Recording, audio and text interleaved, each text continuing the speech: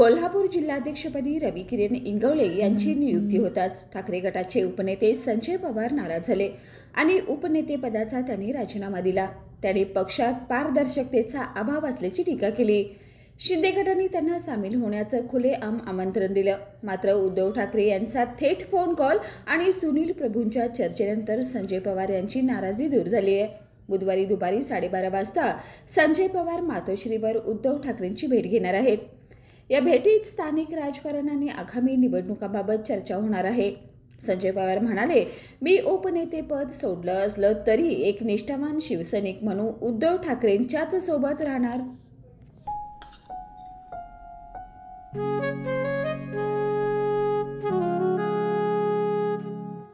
बाबा, आज येताना बासुंदी घेऊन या ना. अगं, कालच आपण आईचा वाढदिवस होता म्हणून आणली होती ना.